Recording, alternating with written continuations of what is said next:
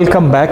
Mutation जो अपने पढ़े थे उसमें से टाइप्स में अपने पढ़े थे, एक जो था वो था पॉइंट म्यूटेशन, और पॉइंट म्यूटेशन की फर्दर एक्सप्लेनेशन मैंने यहाँ पर आपके लिए शो की हुई है। पॉइंट म्यूटेशन पहले मैं दोबारा से बताऊँ, पॉइंट म्यूटेशन है क्या चीज़। पॉइंट म्यूटेशन ये होता है जिसमें आपके पास एक जीन के अंदर, लेट सपोज यहाँ पर सीक्वेंस है GC T A, ये एक सीक्वेंस है जीन का, नॉर्मल है।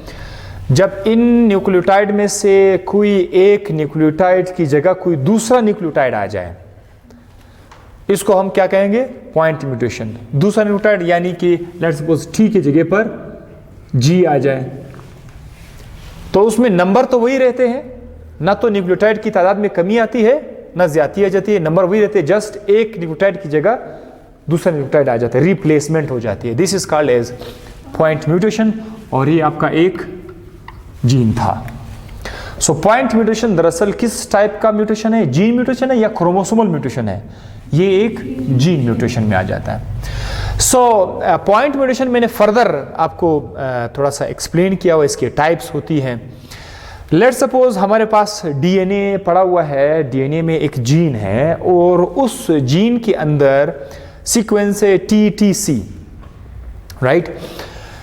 इस सीक्वेंस का जो मैसेंजर आरएनए बनेगा, क्योंकि डीएनए से ही तो मैसेंजर आरएनए बनेगी, डीएनए पर जो कोड था मैसेंजर आरएनए में उस कोड का AAG आ रहा है, क्योंकि T के सामने A आएगा, हमेशा A आएगा, C के सामने हमेशा G आएगा।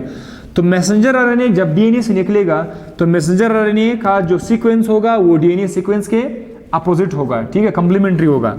ये हो गई भाई आपका AAG मैसेंजर आरएनए लेवल पर, और इस AAG से आपको कौन सा अमीनो एसिड पिक करेगा एज अ कोड है, लाइसिन का कोड। लाइसिन का कोड क्या है, AAG, डीएनए पर TTC और मैसेंजर आरएनए पर AAG है। लाइसिन को का जो कोड है मैसेंजर आरएनए पर हम उसको क्या कहेंगे, कोडोन कहेंगे, और लाइसिन का जो कोड है डीएनए पर जेनेटिक कोड उसको कहेंगे। So here is code for lysine and codon for the lysine.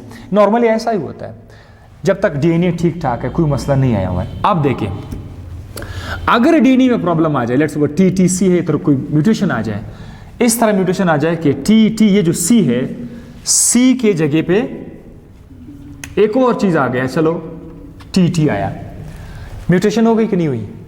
कैसे पता चला कि म्यूटेशन हुआ? न्यूक्लियोटाइड का के अंदर एक न्यूक्लियोटाइड दूसरे से क्या हुआ, रिप्लेस हुआ। सो this is a very good example of point mutation. अब क्या होगा, इस सीक्वेंस का मैसेंजर आने पर क्या लेवल होगा, AAA, मैसेंजर आने पर AAA आएगा। इस A से कौन सा अमीनो एसिड आएगा, लाइसिन आएगा। म्यूटेशन हुई लेकिन अमीनो एसिड वही लाइसिन है, इससे नुकसान नहीं हुआ, कोई प्रॉब्लम ही नहीं हुआ। क्यों? हमें प्रोटीन में क्या चाहिए था, लाइसिन अमीनो एसिड चाहिए था, और चेंजेस के बावजूद भी हमें वही लाइसिन आ रहा है। ऐसा क्यों? हमने पढ़ा था टॉपिक जेनेटिक कोड में। सो जो हमें देख रहे हैं वो जेनेटिक कोड का टॉपिक भी जाके पढ़ सकते हैं। जेनेटिक कोड में हमने देखा था कि कुछ अमीनो एसिड के खुफिया कोड 2 से 1 से ज्यादा होते हैं। लाइसिन को AAG भी पिक करेगा, ये भी उसका कोड है, और AA भी इसका कोड है। सो इस तरह का म्यूटेशन जिसमें हमारे पास अमीनो एसिड वही के वही हो, ऐसे म्यूटेशन को नाम देते हैं साइलेंट म्यूटेशन। साइलेंट म्यूटेशन, कुछ पता ही नहीं चला, प्रोटीन वही प्रोटीन है, नॉर्मल केस चल रहा है। अच्छा, अब जरा देखिए, अगर इस नॉर्मल जीन में TTC आपका नॉर्मल जीन है, अगर इस नॉर्मल जीन में C वही रहे, T वही T रहे, लेकिन इस T के जगह पर क्या आ जाए, एडेनिन आ जाए, अगेन ये कौन सा म्यूटेशन है, पॉइंट म्यूटेशन है, ATC बना। इससे क्या होगा, ATC का तो डीएनए के लेवल पर होगा, मैसेंजर आरएनए पर क्या होगा, UAG। अगर आपको याद हो UAG कौन सा सिग्नल था, स्टॉप सिग्नल था। हमने याद किया था कि कुछ टोटल कितने कोडोन्स थे, 64 में से 3 जो थे वो स्टॉप सिग्नल्स थे। उन 3 में से आप जरा देखें UAG जो है एक स्टॉप सिग्नल है। तो इससे क्या होगा, प्रोटीन बनेगा ही नहीं। आप चाहते हैं कि भाई लाइसिन का अमीनो एसिड आ जाए, वो लाइसिन अमीनो एसिड आएगा नहीं, प्रोटीन बनना ही स्टॉप हो जाएगा। ये नॉर्मल केस है या एबनॉर्मल केस है? ये एबनॉर्मल केस है। हमें प्रोटीन चाहिए, वो हमें मिला ही नहीं। सो this is which kind of mutation? Nonsense mutation. अब जरा देखिए, अगर ये जो नॉर्मल कोड है टीटीसी में TTC, बीच वाला जो T था, अगर वो उसकी जगह C आ जाए तो TCC बनेगा। TCC का मैसेंजर आने पर कोड क्या बनेगा? T के सामने A, C के सामने GG, AGG आएगा। AGG एक और अमीनो एसिड का कोड है अर्जिनिन का। हम लोग चाहते नहीं है कि अर्जिनिन हमें मिल जाए, हम तो चाहते हैं कि हमें लाइसिन मिल जाए, लेकिन हम जो प्रोटीन डिमांड कर रहे हैं उस प्रोटीन के अंदर अर्जिनिन आया। This is very dangerous situation. ये प्रोटीन अब वो काम नहीं करेगा जो उसको करना चाहिए था। This is called as missense mutation. Example of this missense mutation is sickle cell anaemia. Sickle cell anaemia में आपका जो रेड ब्लड सेल है गोल होने के बजाय ऐसे आरीनुमा हो जाते हैं, और ये आपके खून की नाली में फंस जाते हैं, ये मूव भी नहीं कर सकते और जल्दी जल्दी टूट जाते हैं। इसीलिए इंसान को सांस लेने में मसला होगा, वो सांस नहीं ले सकता, क्योंकि जब आपके आरबीसीज टूट जाएंगे तो आप ऑक्सीजन को कैसे कैरी करेंगे। सो इस बीमारी का नाम है सिकल सेल अनीमिया। ऐसा होता क्यों है, आइए मैं जरा आपको जल्दी जल्दी से बताऊं। ये आपके पास डीएनए है, लेट सपोज ये आपके पास है डीएनए, और डीएनए पर एक जीन है।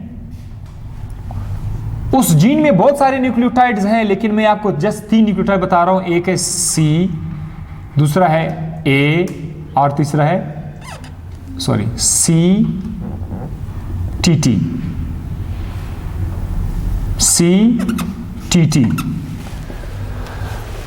ये एक कोड है, राइट? CTT। इससे हमारे पास तब्दीली आएगी, इसमें प्रॉब्लम आएगा। CTT के बजाय क्या होगा, T के बजाय एडेनिन आ जाता है और T वही रहेगा, तो कोड बना केट, CAT, राइट? ये कोड जब जाएगा मैसेंजर आने पर ऊपर जाएगा। मैसेंजर आने पे जाके ये वाला जो कोड है, ये हमें नॉर्मल अमीनो एसिड में glutamic acid is replaced by valine. ये आपको क्या देगा? ग्लूटामिक एसिड देगा। अगर ये नॉर्मल जीन होता, मतलब कैसा नॉर्मल? CTT, अगर इसमें चेंजेस नहीं आती, अगर ये नॉर्मल जीन होता CTT, तो ये आपको क्या देता? वेलिन अमीनो एसिड देता। ये वेलिन अमीनो एसिड आपके हेमोग्लोबिन का हिस्सा है। हेमोग्लोबिन में टोटल कितने अमीनो एसिड है? 574 अमीनो एसिड है, 574 अमीनो एसिड्स होते हैं। उनमें से एक अमीनो एसिड क्या है? वेलिन है। और पता है वेलिन का नंबर कौन सा है? 6ठे नंबर पर, 6th पोजीशन पर कौन सा है? वेलिन आ रहा है। लेट्स सपोज ये हेमोग्लोबिन है, हाँ, बहुत सारे अमीनो एसिड है, 1 2 3 4 5 6 7 एंड चलते जाए। 6ठे पोजीशन पर 1 2 3 4 5 6, 6ठे पोजीशन पर आमतौर पर कौन होता था? वेलिन हुआ करता था। हेमोग्लोबिन में वैसे 4 चेन होते हैं, 2 अल्फा 2 बीटा, मैं उसको भी शो नहीं कर रहा हूं, जस्ट देखें। 6ठे नंबर पर वेलिन आ रहा है। ये वेलिन क्यों आ रहा है? क्योंकि डीएनए में उसका कोड था CTT था, और ये नॉर्मल कोड वेलिन के लिए था, और वेलिन ने आपके हेमोग्लोबिन में ये रखा, वेलिन का रखा। जब ये चेंज हो जाए ना, CTT चेंज हो जाए, इससे क्या बने? CAT बन जाए, कोड चेंज हुआ।